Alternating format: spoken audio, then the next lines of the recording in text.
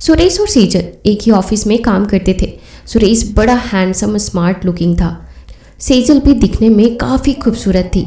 एक साथ काम करते करते दोनों एक दूसरे के करीब आ गए थे। उनकी दोस्ती कब प्यार में बदल गई पता ही नहीं चला। खासकर सेजल वह सुरेश के प्यार में पागल हो चुकी थी। सुरेश और सेजल ऑफिस के बाद पार्क में घंटों बैठे एक दूसरे के साथ रोमांस भरी बातें किया करते। समय कब गुजर जाता पता ही नहीं चलता। कई दिन गुजर गए। सेजल अब सुरेश से शादी की बात करने लगी। सुरेश भी यही चाहता था।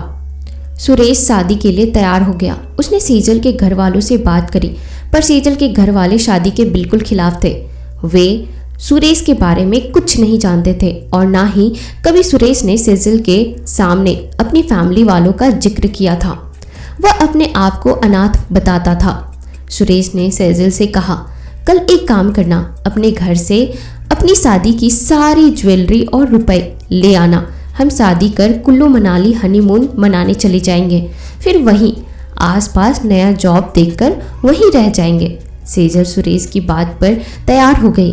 उसने अपने घर से अपनी सारी ज्वेलरी तथा 3 लाख रुपए नकद लेकर निकल पड़ी। सुरेश बाजू की गली में ही उसका इंतजार कर रहा था। दोनों वहां शहर से दूर एक मंदिर में जाकर एक दूसरे को वरमाला पहनाकर शादी कर लेते हैं और फिर हनीमून मनाने मनाली की तरफ निकल पड़ते हैं। सुरेश अपनी जगह एकदम शांत बैठा, ना जाने क्या सोच रहा होता है कि सेजल उसकी चुप्पी तोड़ उससे पूछती है, क्या सोच रहे हो? सुरेश कुछ नहीं कहकर टाल देता है। दोनों एक होटल में कमरा नंबर 313 में रुकते हैं। सुरेश वहां अपनी गलत आईडी देता है। सेजल के पूछने पर कहता है कि हमें आगे के लिए कोई प्रॉब्लम ना हो, इसलिए मैंने गलत नाम और आईडी दी।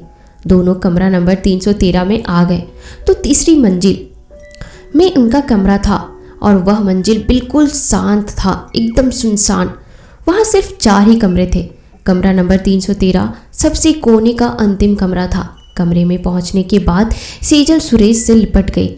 आज बहुत खुश थी वह, क्योंकि उसने अपने मनपसंद इंसान से शादी कर ली जिससे वह बहुत प्यार करती थी। उससे शादी करके साथ हनीमून मनाने अपनी पसंद की जगह आई हुई थी, तो वह खुश क्यों नहीं होती। दोनों एक दूसरे के आगोश में काफ़ी देर तक लिपटे रहे, एक दूसरे को चूमते रहे।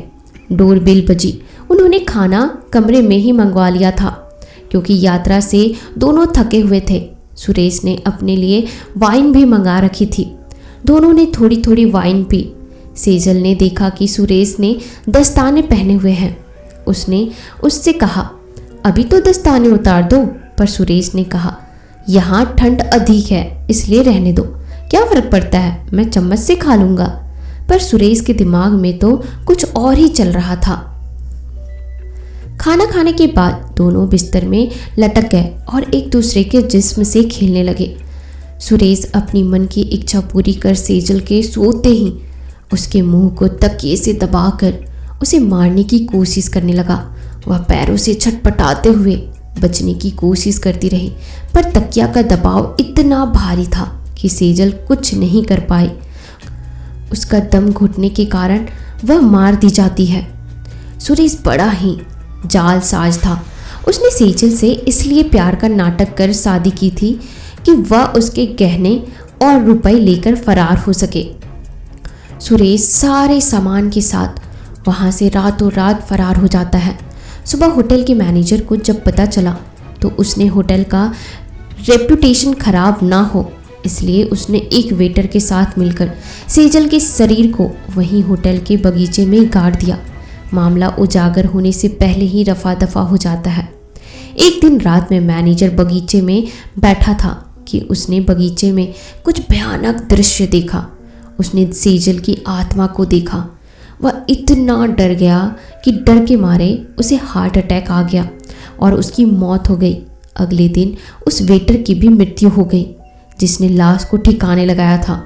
3 साल बाद सुशांत और उसकी पत्नी सुहानी की भी अभी अभी नई नई शादी हुई थी और वे हनीमून पर जा रहे थे। वे लोग घूमने के लिए कुल्लू मनाली जा रहे थे। उनका सबसे पहले प्लान था कि वो लोग मनाली पहुंचते ही सबसे पहले अपने होटल में जाएंगे और वहां आराम करेंगे। वो अपने गाड़ी से ही जा रहे थे कि अचानक तेज बारिश के कारण लैंडस्लाइड से उनके होटल की ओर जाने वाला रास्ता बंद पड़ चुका था, जो कि अगली सुबह खुलने वाला था। सुशांत ने सोचा कि अब आज रात कहाँ रुका जाए। तभी उसकी पत्नी ने कहा कि क्यों ना आज रात यहीं आसपास एक होटल में रूम लेकर रह जाते हैं, सिर्फ आज के लिए, और कल सुबह होते ही अपने होटल की ओर निकल पड़ेंगे। सुशांत को भी ये विचार पसंद आया और वे वहाँ एक होटल की तलाश में यहाँ वहाँ अपनी गाड़ी में घूमने लगे। वो होटल की तलाश में यहाँ वहाँ घूमते हुए बहुत अंदर, या कहे तो घने जंगलों की तरफ जा चुके थे। उन्हें किसी से रास्ता पूछने के लिए कोई इंसान भी नहीं नजर आ रहा था। अचानक एक पत्थर पर बैठा हुआ एक बुढ़ा दिखा, जो वहाँ बैठे लकड़ियाँ काट रहा था। उसको देखते ही सुशांत ने अपनी गाड़ी रोकी और उससे आसपास रहने के लिए होटल पूछा। उस बुढ़े ने उंगलियों से एक दिशा की ओर इशारा किया और फिर से लकड़ियाँ काटने लगा, पर उसने मुंह से कुछ बोला नहीं। सुशांत भी उसके बताए हुए इशारे की ओर निकल पड़ा। कुछ दूर जाते ही उनको एक होटल दिखाई दिया। होटल दिखने में कुछ ज़्यादा शानदार नहीं था, पर ठीक ठाक था। सुशांत और उसकी पत्नी होटल में गए, जहां एक आदमी काउंटर पर खड़ा था। सुशांत ने उस आदमी से एक रूम की चाबी मांगी और एक दिन रुकने के लिए बोला। उस आदमी ने कहा कि सर, आपको जितने भी दिन रुकना है आप रुक सकते हैं, पर आपको किराया डबल देना होगा। सुशांत ने पैसे दे दिए। वो आदमी कुछ देर खड़ा रहा और कुछ सोचने के बाद उसने एक रूम की चाबी निकाली और हल्की सी हंसी के साथ उस चाबी को सुशांत को दे दिया। उसकी हंसी को सुशांत समझ नहीं पाया और चाबी लेकर रूम की ओर बढ़ गया। उसने चाबी पर देखा कि चाबी रूम नंबर 313 की है। वो अपनी पत्नी के साथ रूम नंबर 313 की ओर निकल पड़ा। उन्होंने देखा कि पहली और दूसरी मंजिल अच्छे खासे लोगों से भरी पड़ी है, यानी सारे रूम बुक थे। पर वहीं जहां रूम नंबर 313 था, जो तीसरी मंजिल पर था, वो पूरी मंजिल सुनसान पड़ी हुई थी। वे लोग चुपचाप अपने रूम का दरवाज़ा खोलकर अंदर चले गए। रूम अंदर से अच्छा था। सुशांत फ्रेश होने के लिए बाथरूम की ओर बढ़ा तो उसने देखा कि उसमें पानी नहीं आ रहा है। उसने होटल के स्टाफ को फ़ोन करने के लिए रूम के टेलीफोन को उठाया और फ़ोन मिलाया। फ़ोन उठाया गया, पर वहाँ से कोई आवाज़ नहीं आई, बस एक हल्की सी हंसी की आवाज़ आई और फ़ोन कट हो गया। तभी अचानक उसी टेलीफोन पर एक कॉल आया। इस बार होटल की स्टाफ की आवाज़ थी। उसने पूछा कि जी सर बोलिए, हम आपकी क्या सहायता कर सकते हैं। सुशांत ने कहा कि आप जल्दी से हमारे रूम में आइए और देखिए यहाँ पानी नहीं आ रहा है। स्टाफ ने कहा कि सर आप अपना रूम नंबर बताएं। सुशांत ने कहा कि रूम नंबर 313। यह सुनते ही स्टाफ की आवाज़ धीमी और घबराई हुई सी हो गई।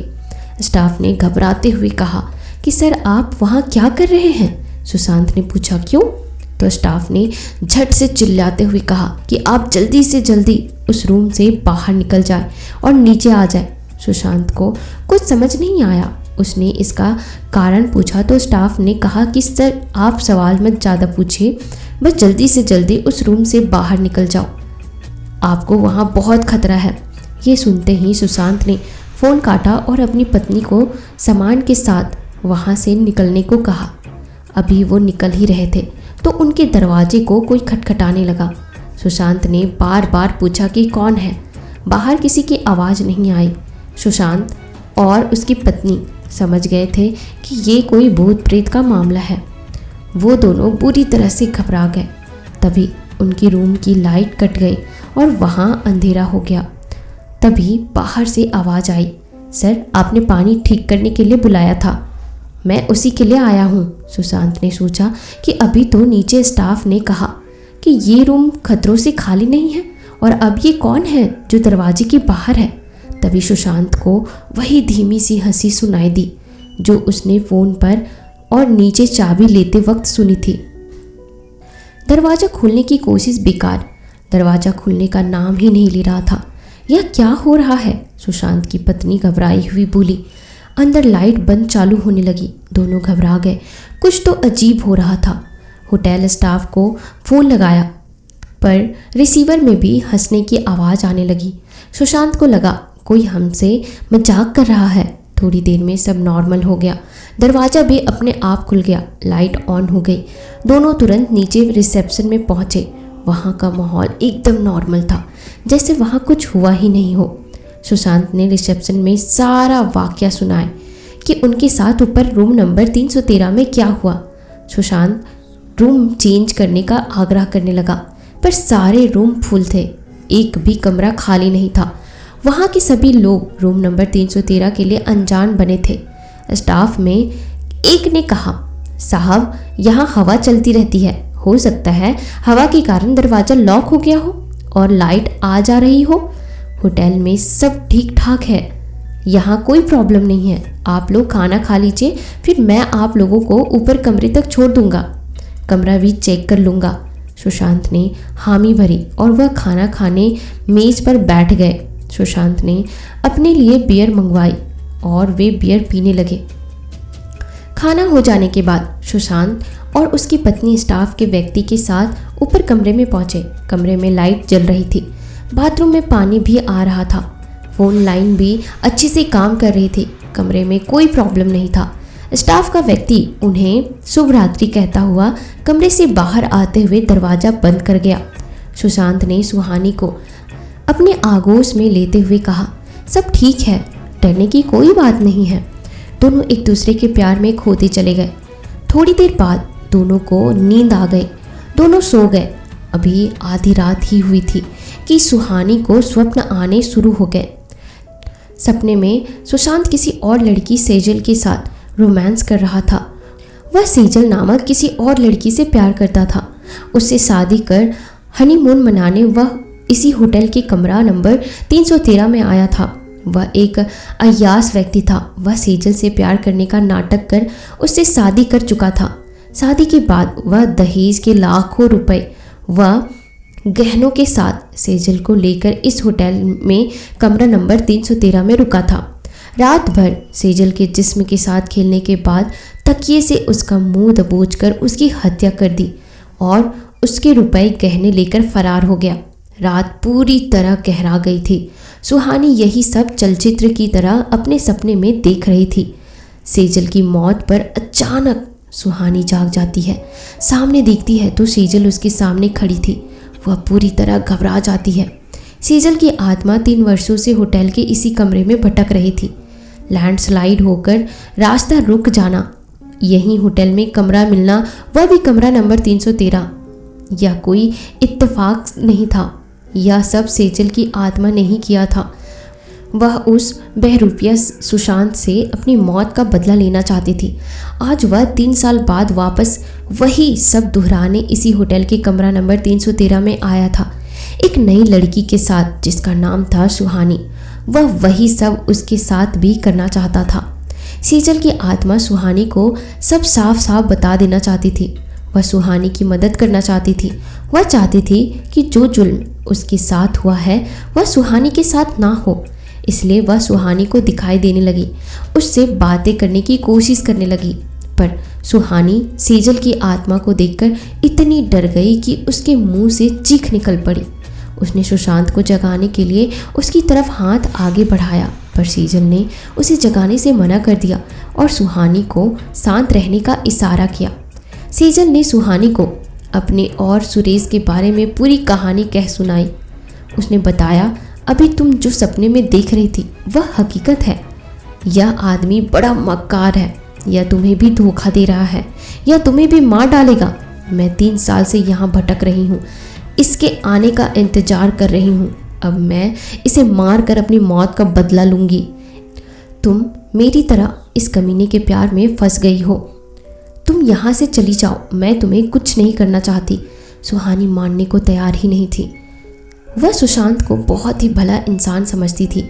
सेजल ने सुहानी को कहा, तुम मेरा यकीन नहीं कर रही हो, कोई बात नहीं, तुम उसे उठाकर इसके बारे में पूछना, तुम्हें यकीन हो जाएगा। और वह अदृश्य हो गई। सुहानी ने सुशांत को जगाया और उससे सेजल के बारे में पूछने लगी तो सुशांत का सर चकरा गया। वह चुप रह गया। वह डर गया कि सुहानी सेजल के बारे में कैसे जान गई। सुशांत दिखावा करने लगा जैसे वह किसी सेजल को जानता ही नहीं। सुहानी से कहता है, तुम क्या कह रही हो? मुझे नहीं पता, तुम अपने सपने को खामखा मुझसे जोड़ रही हो। वह सिर्फ सपना है, हकीकत नहीं। अब चुपचाप सो जाओ और मुझे भी सोने दो। और वह बिस्तर पर सोने की एक्टिंग करने लगता है। सुशांत सोने की कोशिश करता है पर उसे नींद नहीं आ रही थी।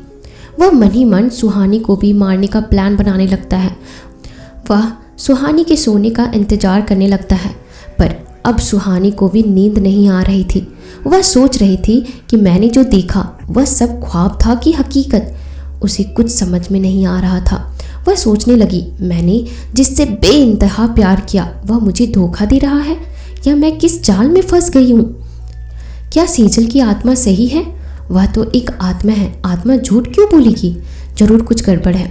यही सब सवाल उसके मन में घूम रहे थे। तभी सेजल की आत्मा उसके कान में कहती है, हकीकत जानना है तो सोने का नाटक करो, हकीकत सामने आ जाएगी। वह धीरे से अपनी आंखें बंद कर लेती है और सोने का नाटक करने लगती है। सुशांत की आंखों से तो नींद उड़ गई थी। वह सुहानी के सोने का इंतजार ही कर रहा था। वह उसे मनाली के होटल में ले जाकर सेजल की तरह ही मारना चाहता था पर अब वह यहीं उसको मारने का पूरा प्लान कर लेता है। वह अपने बिस्तर से उठता है और अपनी तकिया को अपने हाथों से पकड़कर धीरे धीरे सुहानी की तरफ बढ़ने लगता है। वह सुहानी के मुंह के पास पहुंचकर जैसे ही तकिया उसके मुंह की ओर ले जाता है, सुहानी बिस्तर पर दूसरी तरफ पलट जाती है और सुशांत को चिल्लाती है, यह तुम क्या करने जा रहे हो? तुम मुझे भी सेजल की तरह अपने रास्ते से हटाना चाहते हो?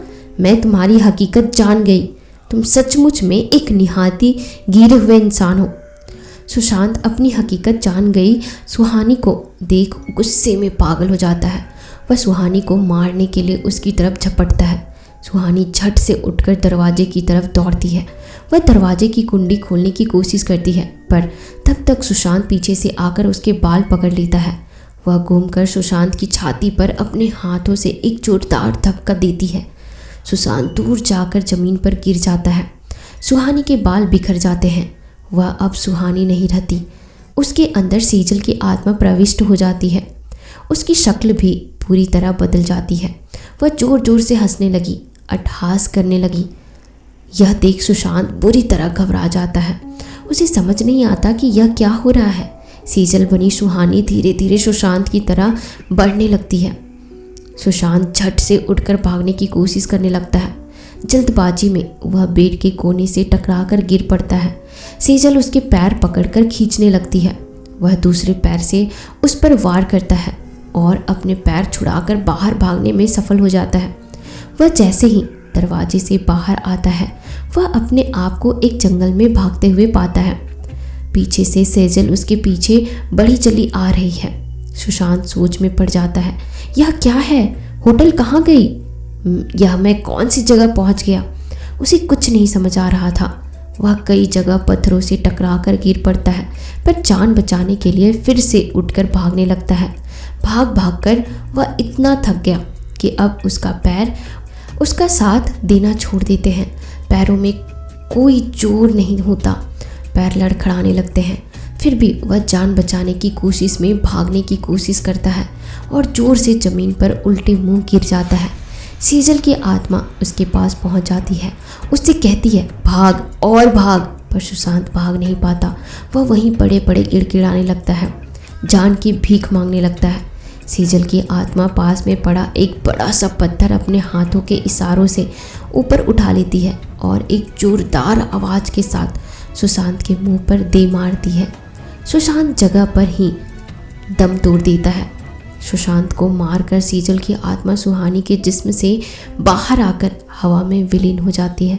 सुहानी ज़मीन पर गिर पड़ती है। सुहानी को जब होश आता है तो वह अस्पताल में होती है। डॉक्टर उसे सुशांत की मौत की खबर सुनाते हैं।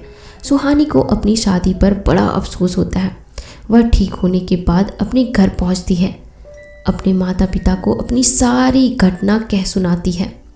वे दुखी भी होते हैं पर उन्हें बड़ी खुशी भी होती है कि ऐसे व्यक्ति से उसका पीछा छूटा और वह सही सलामत घर वापस लौट आई।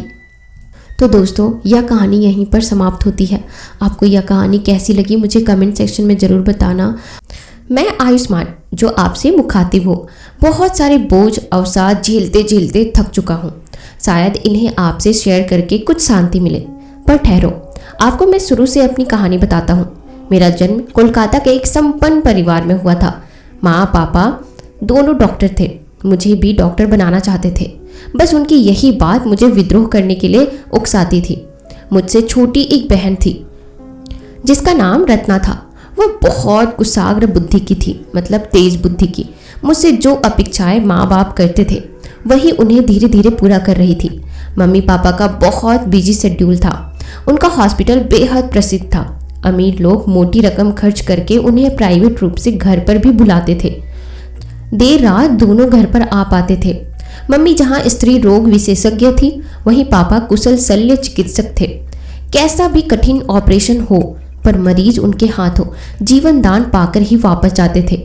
हम 4 लोग इतने बड़े आलीशान बंगले में नौकरों की फौज के साथ रहते थे। मम्मी पापा के पास समय की कमी के कारण अपनी सारी समस्याएं मैं अपनी बहन से शेयर किया करता था। हाँ, तो वो मुझसे उम्मीद करते थे कि आगे चलकर मैं डॉक्टर बनकर उनका प्रोफेशन आगे बढ़ाऊं। अब मैं कैसे उन्हें समझाऊं कि मैं कैसे कैसे अनुभवों से गुजर रहा हूँ। नींद आते ही मुझे अजीब अजीब सपने आते हैं। अनजानी जगह, अनजाने लोग जैसे बुला रहे हों। मैं जाग जाता हूँ, फिर नींद नहीं आती। अब तो बार बार देखते देखते मैं वो चीज़ें पहचानने भी लगा हूँ। कहते हैं कि जो हम सोचते हैं वह हमारे अवचेतना में जमा होता रहता है। जब हमारा चेतन शरीर सोता है तो अवचेतन सक्रिय हो जाता है, मतलब सबकॉन्शियस माइंड। वह सपनों का रूप ले लेता है। शायद ऐसा ही हो, क्योंकि बंधन मुझे पसंद ही नहीं है। मुझे एक सा नीरस जीवन अच्छा ही नहीं लगता। वही एक सा रूटीन, स्कूल, घर, कॉलेज, खेल। मेरी बेचैन आत्मा कुछ नया करना चाहती है, नया खोजना चाहती है। मेरी यही प्रवृत्ति मुझे स्कूल में सब बच्चों से अलग करती है। वाइल्ड लाइफ पिक्चर्स मुझे अपनी ओर खींचती है। इसी कारण आगे कॉलेज लाइफ में जंगली जानवरों, पक्षियों के दुर्लभ फोटो प्रदर्शित कर करके मैं प्रसिद्ध होने लगा। मैं वाइल्ड लाइफ फोटोग्राफर बनना चाहता था, जो मेरे माता पिता को नामंजूर था। मेरी कॉलेज लाइफ पूरी हो चुकी थी। मैंने अपना जीवन जीने के लिए विद्रोह कर दिया। मेरे जैसे ही 5 साथी और जुट गए। राज, सुशांत, असगर, ब्रायन डिसूजा और जयदीप, सभी एक से बढ़कर एक धाकड़। और हमने प्लान बनाया अरुणाचल प्रदेश के जंगलों में जाने का और वहाँ आदिवासी कबीलाई संस्कृति पर डॉक्यूमेंट्री फिल्म बनाने का। हमारा काफिला गाड़ी से चल पड़ा। जरूरत की सभी चीज़ें गाड़ी में ही रखी थी। यूँ समझो जैसे चलती फिरती गृहस्थी थी। हल्का टेंट, खाने पीने का सामान, गेस्ट हाउस में अपना ठिकाना बनाकर आज सवेरे सवेरे ही बखलाती पहाड़ी सरपीली सड़क पर कार चली जा रही थी। गाने की धुन पर सभी झूमते हुए मस्ती के मूड में थे। एक गाइड हमने साथ में ले लिया था। सड़क के दोनों तरफ घने पेड़ों की कतारें पीछे छूटती जा रही थी। आगे लोकेशन अच्छी देखकर हमने गाड़ी रोक दी और पैदल घूम घूम कर देखने लगे। तभी झाड़ियों में आहट सुनाई दी। ब्रायन डिसूजा देखने के लिए गया। गिरने की तेज आवाज आई। हम सभी चौंक पड़े और झाड़ी की तरफ भागे, पर वहां से डिसूजा गायब था। गाइड का चेहरा फक था। हम सभी डिसूजा को चिल्ला चिल्ला कर पुकार रहे थे, इधर उधर ढूंढ रहे थे, पर डिसूजा को तो जैसे धरती ही खा गई थी। हमने झाड़ियों को ध्यानपूर्वक देखा। शायद जो कोई भी हो उसने डिसूजा का मुंह बंद कर दिया होगा। तभी तो केवल गिरने की आवाज़ आई, डिसूजा के चिल्लाने की नहीं। घसीटे जाने के निशान थे। वह झाड़ियाँ भी टूटी हुई थी। एकाध खून की बूंदों के निशान भी थे। शायद वह घायल भी हो गया था। थोड़ी ही दूर के बाद फिर कोई निशान नहीं मिले। मेरा दिल भर आया। भगवान जाने वह कैसा होगा, कुछ हो तो नहीं गया उसे। हम सभी एक जैसे स्वभाव के होने के कारण एक दूसरे पर जान छिड़कते थे। एक दूसरे की मुसीबत अपने ऊपर लेने को तैयार रहते थे। हमने एक दूसरे की तरफ देखा। तभी गाइड बोला, साहब मुझे इजाज़त दो, मैंने यहाँ तक की ही बात की थी। मुझे बहुत गुस्सा आया। मैं उस पर चिल्ला ही तो पड़ा था। देखते नहीं हम कैसे मुसीबत में पड़ गए और तुम्हें अपनी पड़ी है। गाइड बोला, साहब आगे यह सारा इलाका प्रेतग्रस्त है, इससे आगे मैं कैसे भी नहीं जाऊंगा। मैंने तो आपको पहले से ही मना किया था, आप ही नहीं माने तो मैं क्या करूं? अब मैं अपनी जान जोखिम में नहीं डाल सकता, कह तो रहा था वह, पर हमने उसकी बात हंसी में उड़ा दी। भारी रकम का लालच देकर उसे यहाँ तक ले आए थे। साहब, इधर लोगों का आना जाना ना के बराबर है। दिन में तो फिर भी कोई इक्का दुक्का सड़क से आता जाता हो, पर सड़क से उतरकर इस प्रेतग्रस्त इलाके में पाँव धरने की हिम्मत कोई नहीं करता है। गाइड अपनी बात कहकर चला गया। आगे किसी प्रकार के निशान नहीं थे। हम वापस लौट आए। अचानक मेरे मस्तिष्क में एक विचार कौंधा। जहाँ हमने कार रोकी थी वहाँ से थोड़ी दूर पर कुछ झोपड़ियाँ दिखाई दी। क्यों ना वहाँ से पूछ कर देखें, शायद कुछ पता चले। हमने कार सड़क से नीचे उतारकर झोपड़ियों में छिपा दी। पत्ते वाली कुछ डालियाँ उसके ऊपर से रखकर छिपा दिया ताकि सड़क से वह सीधी दिखाई ना दे। जंगली जानवरों से रक्षा करने के लिए लाई गई पिस्तौल, जो कि सभी के हाथ में था, कार से निकाली थी। टॉर्च, छोटे मोटे उपकरण और अन्य जरूरी सामान सबने अपने अपने बैगों में भर लिए और निकल पड़े। अब कुछ निपटारा करके ही वापस आना था। हम सब झोपड़ियों के पास पहुंचे। सबने झांक कर देखा, सब खाली पड़ी थी। एक झोपड़ी में एक युवती और एक बूढ़ा आदमी था। शायद वह बीमार था। वह चारपाई पर लेटा हुआ था, लेकिन जब हम सबको देखा तो चौंक कर उठ बैठा। मैंने भरे गले स्वर से पूछा, आपने इधर मेरे साथी को देखा है क्या? नहीं, मैंने यहाँ किसी को नहीं देखा। बूढ़े ने इनकार में सिर हिला दिया। फिर मुझसे पूछा, कहाँ था वह? मैंने घटनास्थल की तरफ इशारा करके पूरा मामला बताया तो वह निराशा से सिर हिलाते हुए कहने लगा, अब कोई फ़ायदा नहीं, अब तक तो जो होना था हो चुका होगा। क्या मतलब? बेचैनी और आतुरता से मैंने पूछा, क्या आप जानते हैं मेरा दोस्त कहाँ होगा, कैसी हालत में होगा? कहते कहते मेरी आंखों से आंसू निकलने लगे। मतलब यह है कि यहाँ से सीमा खूंखार आदिवासियों के इलाके की है। उसके अंदर घुसने पर अनजाने लोगों को वे मार डालते हैं या बलि चढ़ा देते हैं। तुम्हारा साथी उनके हत्थे चढ़ गया होगा। अच्छा होगा तुम सब लोग यहाँ से जाओ, वरना तुम सब मारे जाओगे। नहीं नहीं, हम ऐसे नहीं जाएंगे। कबीले का रास्ता किधर है, आप हमें यह बता दो। इस बार जयदीप बोल पड़ा। राज, मेरे बाकी साथी इम्पेशेंट होकर के जवाब का इंतजार कर रहे थे। डॉली, इन्हें जाने का रास्ता बता दो। सब कुछ बड़ा अजीब सा लग रहा था। हथौड़ी की तरह कई प्रश्न हमारे दिमाग में ठोकरें मार रहे थे। इस सुनसान में इतनी जवान लड़की और ये लाचार बुढ़ा अकेले कैसे रह रहे थे? और रह भी रहे थे तो हम चार चार अनजाने लोगों के साथ घने जंगल में उसे कैसे भेज रहा था? सदमे और इन अजीब अजीब बातों के कारण हमारा दिमाग घूम रहा था। कुछ समझ में नहीं आ रहा था। लड़की उठी और अपने पीछे आने का इशारा किया। मैं अपने साथियों के साथ उसके पीछे पीछे घने जंगल में चल पड़ा था, जहाँ घसीटे जाने के निशान थे। रास्ता उसके आगे से ही था। अब तक दिन के 12 बजे थे, पर घने जंगल में अंधेरा छाया हुआ था। उस निर्जनता में हल्की हल्की हवा साए साए की ध्वनि उत्पन्न कर वातावरण को भयानक बना रही थी। लड़की आगे आगे जा रही थी। हम झाड़ियों को बचाते बचाते हुए निकल रहे थे। वह जैसे उनके ऊपर उड़ते उड़ते हुए निकल रही थी। हम सभी कबीले में आ गए थे, मगर कोई दिखाई नहीं दे रहा था। वह लड़की जो अभी हमारे साथ थी, वह बहुत दूर आगे दिखाई दे रही थी। मिट्टी, बांस, पत्थर से झोपड़ियों की तरह कबीले के घर बने थे। सागर अचानक चिल्ला पड़ा, देखो वो डिसूजा। डिसूजा एक पेड़ से धड़ाम से नीचे हम सबके सामने जमीन पर आकर गिरा, जैसे उसे किसी ने फेंका हो। हम सब उसकी तरफ झुके, उसे पुकारने लगे। उसका चेहरा, शरीर पूरी तरह नूचा हुआ था। खून से सना हुआ बेहद डरावना लग रहा था। जैसे ही हमने उसे देखना चाहा, वह जिंदा भी है या नहीं, कि हमारे शरीर में जैसे करंट दौड़ गया।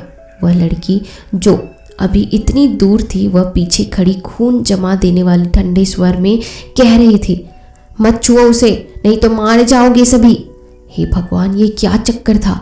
यह क्या हो रहा था? इतनी ज़्यादा दूर लड़की एकदम पीछे से कैसे आ गई? मैंने डिसूजा के सीने पर हाथ रखकर देखा। उसकी धड़कनें थम चुकी थी। वह मर चुका था और सामने उसकी लाश पड़ी हुई थी। मैं जोर से रो पड़ा।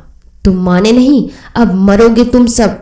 मैंने उसे मुड़कर देखा तो वह अब यहाँ से गायब हो गई थी। अब राज, सुशांत, जयदीप सब एक सुर में चीखे, भागो यहाँ से। खून जमा देने वाले नज़ारे देखकर जैसे ही हम वापस भागने के लिए मुड़े, सामने रास्ता रोक के डिसूजा खड़ा था। उसकी आंखें पत्थर जैसी चमक रही थी, चेहरा बहुत डरावना लग रहा था। उसके साथ साथ उसकी ही तरह नूचे शरीर और चेहरे वाले पत्थर जैसी आंखों वाले बहुत से लोग खड़े थे। सामने का रास्ता बंद देखकर हम फिर कबीले की तरफ भागे। तब तक डिसूजा ने जयदीप को अपनी गिरफ्त में ले लिया था।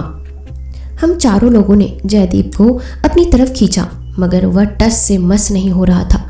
एक एक पल भारी था। जयदीप की गर्दन पर डिसूजा का सिकंजा कसता जा रहा था। उन भयानक चेहरे वालों का घेरा भी पास आता जा रहा था। दिमाग काम नहीं कर रहा था। अचानक मुझे पिस्तौल की याद आई। मैंने फुर्ती से अपनी पिस्तौल निकाली और फायर कर दिया। डिसूजा पर उसका कोई असर नहीं हुआ, मगर उसकी पकड़ थोड़ी ढीली हुई। उसका फ़ायदा उठकर हम चारों ने मिलकर जयदीप को खींचा। डिसूजा को पूरी ताकत से धक्का मारकर गिराया और भाग खड़े हुए, पर जयदीप उतनी तेज़ी से नहीं भाग रहा था क्योंकि वह घायल हो गया था। पीछे पीछे वह पूरा दल दौड़ा चला आ रहा था। हमने जयदीप की बाँह पकड़कर रखी थी, लगभग उसे घसीटते हुए ही भागे जा रहे थे। तभी एकाएक ठोकर लगने से जयदीप गिरा और उससे हमारा हाथ छूट गया। तब तक उन्होंने जयदीप को अपने सिकंजे में ले लिया। जयदीप चिल्लाकर हमसे बोला, तुम लोग भाग जाओ, मुझे छोड़ो, नहीं तो ये तुम्हें भी मार डालेंगे। बड़ा खौफनाक मंजर था। मौत सिर पर नाच रही थी। डर के मारे दिल इतनी जोर जोर से धड़क रहा था कि लगता था अब हलक के बाहर ही आ जाएगा। हम जी जान लगाकर भाग रहे थे। जयदीप गला फाड़ फाड़ कर चिल्ला रहा था। उन प्रेतों ने उसे चीर फाड़ कर मार डाला। हाय रे मेरा दोस्त, मेरी आंखों से आंसू बह रही थी। बस यही पल मुझ पर भारी पड़ गया। राज चीखा, क्या करते हो, जल्दी भागो। तब तक मेरी पीठ पर दबाव पड़ा। देर हो चुकी थी। 2 प्रेत मेरे पीठ पर धक्का मारकर सवार हो चुके थे और मैं औंधे मुंह गिरा। ऐसा लगा कि अब मेरी सांस टूट जाएगी। मेरा दम घुटने लगा था। मैं बिल्कुल भी हिल नहीं पा रहा था। मेरा चेहरा लाल पड़ गया था। आंखें बाहर को निकली पड़ रही थी। मैंने अपने जीने की उम्मीद छोड़ दी थी। अब जयदीप की तरह मैं अपने दोस्तों से कह रहा था, तुम लोग भाग जाओ, लगता है अब मेरा समय आ गया। लेकिन वह तीनों लोग वापस आ गए और वे मौत के उस मुकाम पर जहां करो या मरो वाले हालत हो जाते हैं। हाँफते हुए बोले, नहीं दोस्त, हम 2 दोस्त खो चुके हैं, अब नहीं, अब जो भी होना होगा एक साथ हो ही जाएगा। ऐसा कहते कहते वो उन दोनों से भिड़ गए। पूरी ताकत लगाकर तीनों ने उन्हें धक्का दिया। उनके हटते ही मुझे मौका मिल गया। मैं फुर्ती से उठा। हम चारों लोग उन्हें धकियाते लड़ते किसी न किसी प्रकार छूटकर बग टूट भाग निकले। सामने कबीले वालों के घर दिखाई दे रहे थे। उसी एक घर में हम लोग घुस गए और हमने झट से कुंडी बंद कर ली। दरवाजे पर वो लोग धक्का मार रहे थे। हम कमरे में आ गए। तभी ऐसा लगा जैसे हमारा पैर किसी पटले पर पड़ा। वह हट गया। हम नीचे गहराई में गिरते चले गए और किसी कठोर सतह पर टकराकर हमारी चेतना लुप्त होती चली गई। पता नहीं कितना समय ऐसे ही बीत गया होगा। शायद सवेरा हो गया था। हम जिस जगह पड़े हुए थे वह कमरा जैसा लगता था, मगर कमरा नहीं था। पत्थर की चारों तरफ दीवारें थी। ऐसा लगता था जैसे किसी गुफा को काट छाट कर कमरे का रूप दे दिया गया हो। हमने कमरे से निकलकर टटोल टटोल कर चलना शुरू किया तो हमें आभास हुआ कि हम किसी गुफा में चल रहे हैं। काफ़ी देर चलने के बाद आगे रास्ता बंद था। एक कोने से थोड़ी सी रोशनी छन कर आ रही थी। हमने जाकर देखा तो एक बड़ी सी सीला बाहर से ढकी हुई थी। हम चारों ने मिलकर उसको हटाना चाहा तो वह बहुत हल्की सी हिली तो हमारे मन में रोशनी की उम्मीद जागी। अब हमने धीरे धीरे उसको हिलाना शुरू किया तो वह थोड़ी थोड़ी खिसकने लगी। थोड़ी सी जगह बनते ही हम एक एक करके बाहर निकल गए। बाहर जंगल था। हम जैसे ही बाहर निकले हमें अजीबोगरीब और डरावनी आवाज़ें सुनाई देने लगी। ऐसा लगता था कि जैसे सैकड़ों भेड़िए मिलकर गुर्रा रहे हो। शायद वे प्रेत हमारे चारों तरफ मंडरा रहे थे। डर के कारण हमारे चेहरे सफ़ेद पड़े थे। मौत हमारे आसपास ही मंडरा रही थी। हम आंखें बंद किए भगवान का नाम जपने में लगे हुए थे। कोई हलचल नहीं हुई तो हमने आंखें खोलकर देखा। हमें बहुत आश्चर्य हुआ कि वे पास क्यों नहीं आ रहे थे। जरूर इसका कोई कारण था और इसका भी जवाब मिल गया। पत्थरों के बीच खुला थोड़ा सा मैदान था और उसमें एक विशालकाय मूर्ति लगी थी। शायद कबीले वालों की कुल देवता की मूर्ति थी। उसके 6 हाथों में भिन्न भिन्न प्रकार के हथियार थे। त्रिशूल, तलवार, कटार, गद्दा, इसी प्रकार के और हथियार थे। वह हम सब लोगों ने एक एक करके ले लिए। अब हमारी समझ में आ रहा था कि किस वजह से वे प्रेत पास नहीं आ पा रहे थे और हमारी जान अभी तक बची हुई थी। वे कबीले वालों के कुल देवता की शक्तियों के डर से पास नहीं भटक रहे थे। बड़ी हिम्मत करके हम चारों लोग अपने हाथों में एक एक हथियार थामे हुए आगे बढ़े तो वे पीछे हटने लगे। अब हमें अपने बचने का भरोसा हो गया था। हमने एक दूसरे से कहा, चलो आगे बढ़ो, ये पीछे से वार कर सकते हैं, इसलिए इन दैवीय चमत्कारी हथियारों को चारों तरफ घुमाते हुए चलो। अब हमने जंगल से बाहर की राह तय करनी शुरू की। पीछे उन प्रेतों की पूरी टोली लगी चली आ रही थी। अब हम बहुत संभल कर जा रहे थे। डर के कारण हालत बहुत ख़राब थी, मगर जरा सा चूक होता तो हम मौत के घेरे में पड़ जाते। हम रास्ता भूल गए। जंगल की भूल भुलैया में हम लोग खो गए। धीरे धीरे घंटों गुजर गए। भूख, प्यास, डर, थकावट के मारे हम लोगों का बुरा हाल था। एक एक कदम चलना अब मुश्किल लग रहा था, मगर जान बचाने की खातिर हम गिरते पड़ते चले जा रहे थे। पीछे पीछे वे मौत के पर काले जान के दुश्मन, खून के प्यासे किसी भी क्षण जान लेने को आतुर चले आ रहे थे। आखिरकार हमें वह सड़क दिख गई। अब उस पर हम लोग चलने लगे। सड़क पर चलते चलते वे हमें अब भी दिखाई दे रहे थे। हमने पीछे मुड़कर देखा, अभी भी वे वापस नहीं गए थे, मगर सड़क पर नहीं आ रहे थे। पता नहीं क्या बात थी। चलते चलते हम उसी जगह पर पहुंच गए जहां हमने कार खड़ी की थी। हमारे मन में इतनी दहशत बैठ चुकी थी कि अपनी कार भी निकालने में हमें डर लग रहा था। कार लाकर हमने सड़क पर खड़ी की, क्योंकि हमें मालूम हो गया था कि यह सड़क सुरक्षित है। झोपड़ी में हम उसी बुढ़े के पास गए। बुढ़ा जैसे हम लोगों की ही राह देख रहा था। हमें देखते ही आश्चर्य से बोला, तुम लोग बच कैसे गए? क्या मतलब है आपका? आप क्या जानते हैं इनके बारे में? हमें बताएं। हम सब की निगाहें बुढ़े पर थी। बुढ़े ने बताना शुरू किया, पहले यह सब नहीं होता था। यहाँ के कबीले वाले खुशहाल जीवन व्यतीत कर रहे थे। यहाँ जो भी आता था वे उसकी आवभगत के साथ उनका पूरा ध्यान रखते थे। कबीले वाले पूरे जंगल को अपना घर मानते थे। यहाँ कोई आकर पेड़ पौधों से छेड़छाड़ करे यह उन्हें बिल्कुल भी पसंद नहीं था, क्योंकि जंगल होने के कारण यहाँ जड़ी बूटियाँ प्रचुर मात्रा में मिलती थी। लेकिन ये लोग प्रेत कैसे बने? बुढ़ा और लड़की कौन थे? वे जंगल में क्या कर रहे थे? इन सभी सवालों के जवाब जानने के लिए आप इस कहानी को पूरा अंत तक जरूर सुनिएगा।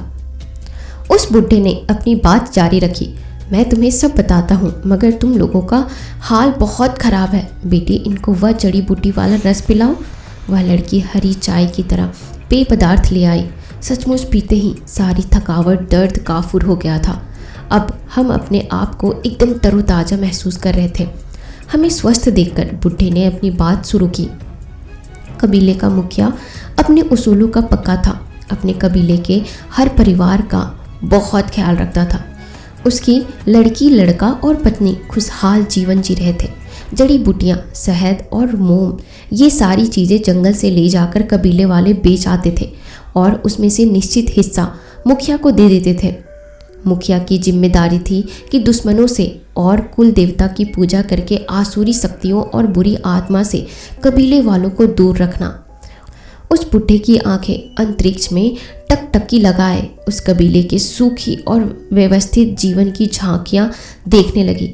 मुखिया की बेटी किरंची या डॉली खरगोश के पीछे भागती हुई झरने के पास पहुंची। खरगोश को वह पकड़ने ही वाली थी कि वह छलांग लगाकर लंबी लंबी घास में कहीं गुम हो गया। वह पत्थरों पर खड़ी होकर इधर उधर देखने लगी। तभी संतुलन बिगड़ा और वह गिरने को हुई। तभी उसे सरदार जम्बूनी ने संभाल लिया। वह मुस्कुरा उठी। तू आज काम पर नहीं गया? काम पर ही तो था, पर मुझे पता था तू मुझसे मिलने जरूर आएगी और गिरने का नाटक भी करेगी, इसीलिए मैं तुझे यहाँ संभालने ही तो आया था। इस समय अधिकांश लोग जंगल में अपने अपने काम पर होते थे। इस बात पर दोनों एक साथ खिलखिलाकर हंस पड़े। इन दोनों की शादी होने वाली थी। कबीलाई रीति के अनुसार अब उनका मिलना निषिद्ध था, फिर भी वे चोरी से मिलने आ जाते थे। तभी धाए धाए की आवाज़ 2 बार गूंजी। किरंची और जम्बूनी दोनों चौंक उठे। उनकी आंखों के सामने से हिरणों का झुंड भागता हुआ निकला और शिकारियों का झुंड उनके पीछे पीछे।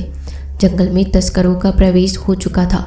यह कोई अच्छा संकेत नहीं था। अचानक उनकी निगाह इन दोनों पर पड़ी और किरंची को देखते ही उन्होंने एक दूसरे की तरफ अर्थपूर्ण इशारा किया। बंदूक की नोक के बल पर एक शिकारी किरंची को पकड़ने के लिए आगे बढ़ा।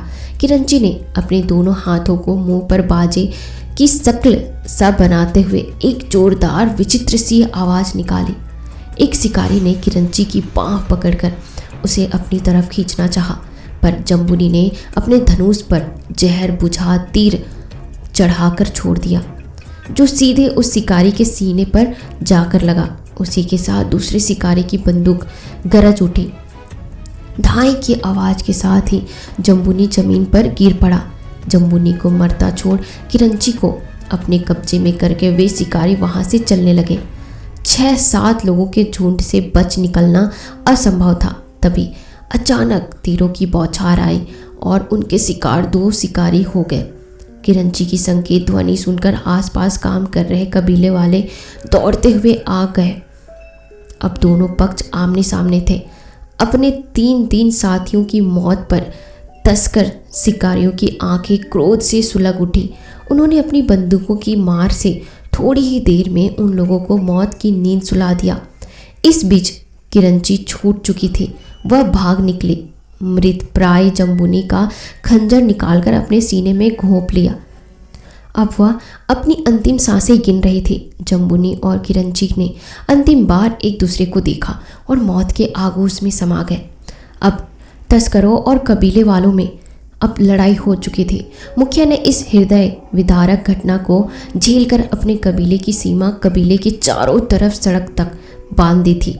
अनेकों तांत्रिक अनुष्ठानों से पूरित भस्म से उन्होंने जो सीमा बांधी थी उसका उल्लंघन करने वालों की मौत निश्चित थी। फिर एक दिन मुखिया बाहर गया था। तभी रात को सोते हुए कबीले वालों पर पेट्रोल छिड़क कर उन तस्करों ने आग लगा दी। कोई नहीं जाग पाया था। सब लोग सोते सोते ही जिंदा जलकर भस्म हो गए। जब मुखिया लौटा तब राख के सिवा कुछ नहीं बचा था। मुखिया ने भी आत्महत्या कर ली। तस्करों को रोकने वाला अब कोई नहीं बचा था, पर अकाल मौत मरने वाले प्रेत बन गए थे और तब से जंगल में घुसने वालों को वे दुश्मन समझने लगे थे। आश्चर्यजनक रूप से एक एक कर सभी तस्करों की हत्या होने लगी। प्रेतों ने तस्करों को मार डाला था। तब से ही यह इलाका प्रेतग्रस्त हो गया है। जो भी इसके अंदर गया बचा नहीं। तो फिर हम लोग कैसे बच गए? मैंने पूछा। उन्हीं कुल देवता के हथियारों की वजह से। वहाँ का विधान ही यह था कि जब कोई मरता था तब उसकी आत्मा की मुक्ति के लिए पवित्र मंत्र पूरित जल छिड़का जाता था। तुमने देखा होगा कि कुल देवता की मूर्ति के पास छोटा सा कुंड है। अगर तुम सब लोग वो मंत्र पूरित पवित्र जल सब जगह छिड़क दो तो उन सब आत्माओं को मुक्ति मिल जाएगी। यह सब काम तुम्हारे ही हाथों से होना लिखा है। तभी विधाता ने तुम्हें कुल देवता के पूजा स्थल तक पहुंचाया था। अब फिर से एक भयानक कार्य को संपन्न करना था, पर एकाएक मेरी आंखें फिर से भर आई। मेरे दोस्त जयदीप और डिसूजा ये भी तो भटकते रहेंगे। अपने दोस्तों का प्यार फिर से हमें वहाँ ले गया। बेहद सावधानी से हम फिर जंगल में घुसे। वही हाहाकारी भयानक आवाज़ें हमें घेर कर चल रही थी। इतनी ऊंची मूर्ति के दाहिने तरफ छोटा सा कुंड था जो हमने उस वक्त डर के कारण नहीं देख पाया था। हमने सबने पानी की बोतलों में वह पानी भर लिया। मूर्ति के हथियार यथास्थान लगा दिए थे। हम चारों लोगों ने पानी लेकर चारों तरफ छिड़कना शुरू कर दिया था।